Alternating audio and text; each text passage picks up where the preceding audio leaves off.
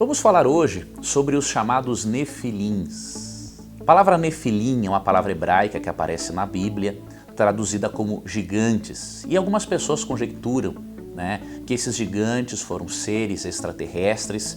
Alguns chegam a dizer que esses nefilins são o resultado da união sexual entre anjos e seres humanos.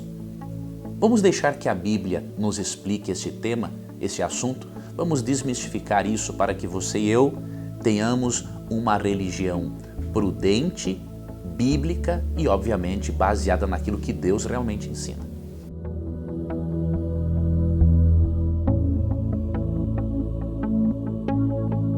Bom, vamos analisar esta palavra.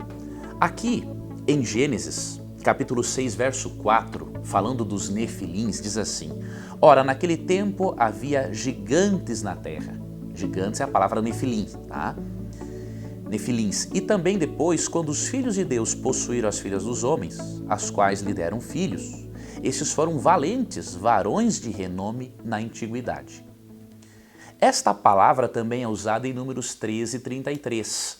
Essa palavra no hebraico nefilim. Em Números 13, 33, diz o seguinte: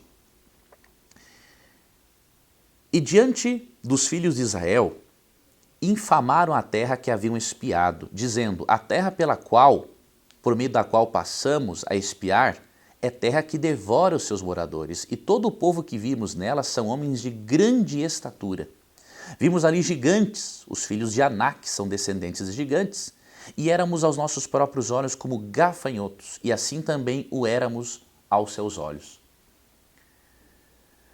Qual é o significado de nefilins na Bíblia? Veja, na Bíblia, a palavra nefilim, ela é traduzida por gigante, pessoa de alta estatura, mas ela tem um outro significado.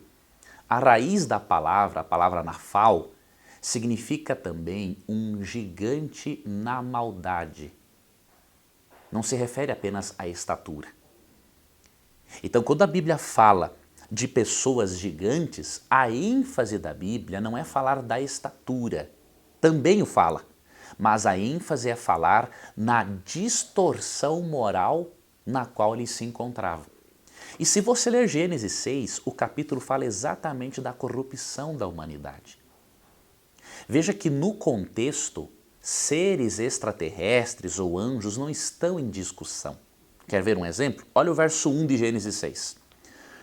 Como se foram multiplicando os homens na terra, e lhe nasceram filhas, vendo os filhos de Deus que as filhas dos homens eram formosas, tomaram para si mulheres, as que entre todas mais lhes agradaram.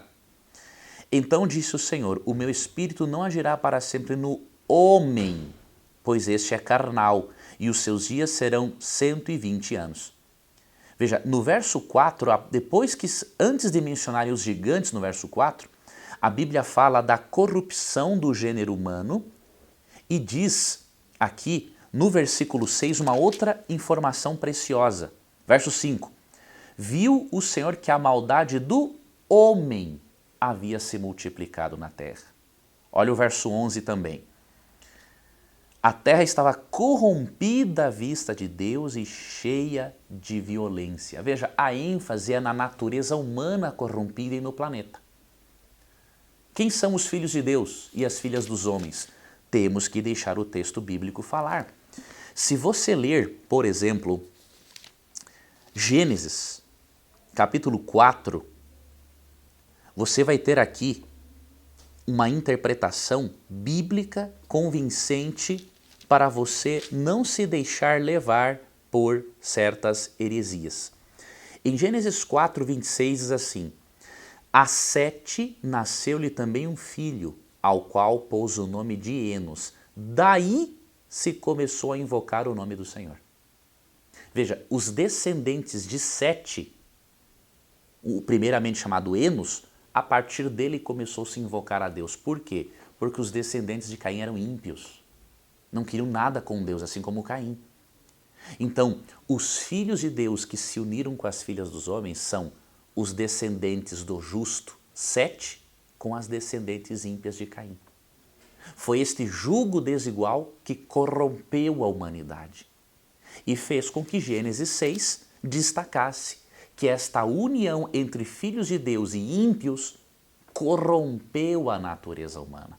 Tanto que ao falar de gigantes, a Bíblia fala, por exemplo, no verso 1, da multiplicação dos homens, no verso 11 fala da terra corrompida e no verso 5 fala da maldade do homem se multiplicando.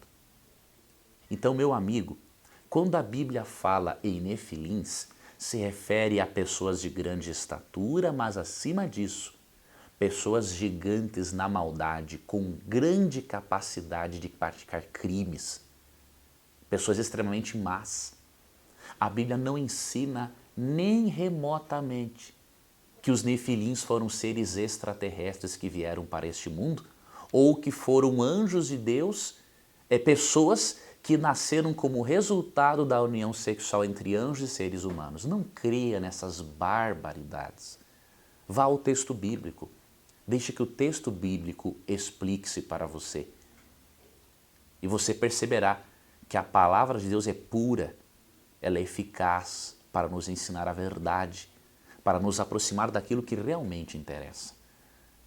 Quando a pessoa perde o seu tempo com teorias especulativas, ela não consegue extrair da Bíblia o que de melhor a Bíblia tem, especialmente o seu personagem central, que é a pessoa de Jesus Cristo.